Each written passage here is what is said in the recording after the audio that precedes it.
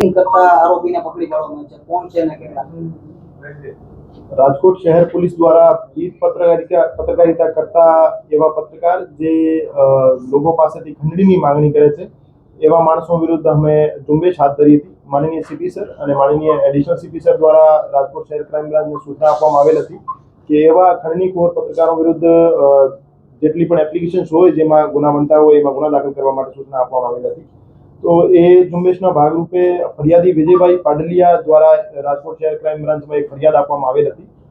એમાં હકીકત એવી હતી કે ફરિયાદીનો યુનિવર્સિટી રોડ પર એસીપી નામનો એક હોસ્પિટલ છે, એમનું બાંધકામ ચાલુ હતું. તો એમના બાંધકામ બાબતે આરોપી અમિતભાઈ ઠક્કર, જે કે ભારત હેડલાઇન નામનો છાપો ચલાવે છે, તો અમિતભાઈ ઠક્કર દ્વારા અવારનવાર એમના હોસ્પિટલ બાબતે ન્યૂઝ છાપી એમની પાસેથી પૈસાની માંગણી કરવામાં આવેલ હતી અને ફરિયાદીના જણાવ્યા મુજબ એમની પાસેથી 3 લાખની ખંડણી અમિતભાઈ ઠક્કર દ્વારા માંગવામાં આવતી હતી.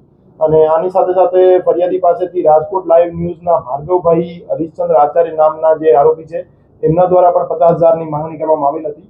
તો આ બનાવને ધ્યાને લઈ રાજકોટ શહેર ક્રાઇમ બ્રાન્ચમાં 308(4), 356 અને 54 આ બીએનએસના સેક્શન્સ મુજબ 3 આરોપીઓ વિરુદ્ધ એક ગુનો દાખલ કરવામાં આવેલ છે અને 3 આરોપીઓને અત્યારે હિરાસતમાં લઈ એની પૂછપરછ કરવામાં આવી રહી છે અને પછી એમની કાયદેસર કાર્યવાહી કરવામાં આવશે. ત્રીજો આરોપી યોગીરાજસિંહ વિજયસિંહ રાઠોડ છે, જે 50,000 રૂપિયા લેવા માટે એને મોકલવામાં આવેલ હતા. તો એનો પૈસા માંગવા પૂરતો રોલ છે, તો એને પણ કસ્ટડીમાં લેવામાં આવેલ.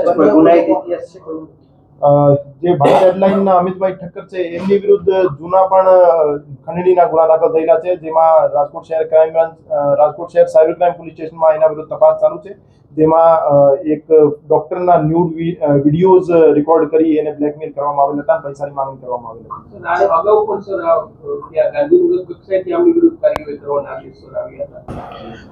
એને જે ખંડની માંગનાર જે છાપાના ઓનર છે એના વિરુદ્ધ કાર્યવાહી કરવા માટે અમે પ્રેસ રજિસ્ટ્રાર જનરલ ઓફ ઇન્ડિયાને લખ્યું છે અને એમની પાસેથી જે માહિતી આવશે એના આધારે એમના વિરુદ્ધ જે એના રજિસ્ટ્રેશન અને એના લાયસન્સ સસ્પેન્ડ કરવાની અને કેન્સલેશનની પ્રોસિજર પણ હાથ ધરવામાં આવશે.